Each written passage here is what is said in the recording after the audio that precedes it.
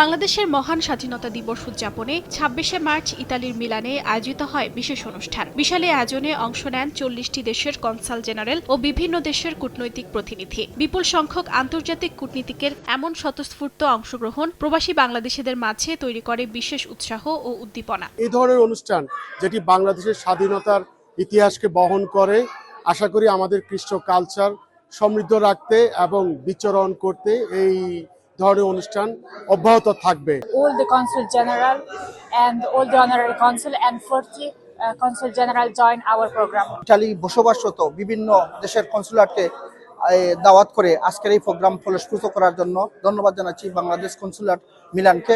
অনুষ্ঠানের শুরুতে মিলানে নিযুক্ত কনসাল জেনারেল রফিকুল আলম আমন্ত্রিত অতিথিদের স্বাগত জানান। তুলে ধরেন বাংলাদেশের স্বাধীনতার ইতিহাস ও বৈশ্বিক সুসম্পর্কের কথা। স্বাধীনতা যুদ্ধে শহীদ প্রেসিডেন্ট জিয়াউর রহমানের বীরত্বগাথা, আধুনিক বাংলাদেশ গঠনে বেগম খালেদা জিয়ার অবদানের কথাও স্মরণ করেন তিনি। আসন্ন জাতিসংঘ সাধারণ পরিষদের অধিবেশনে সভাপতিত্ব করার জন্য বাংলাদেশের পররাষ্ট্রমন্ত্রী ডক্টর খলিলুর রহমানের পক্ষে সমর্থন ও ভোট চান কনসাল জেনারেল।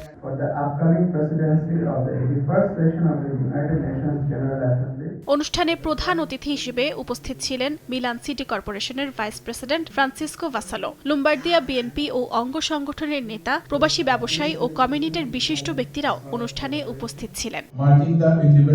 সময় সংবাদ, ইতালি।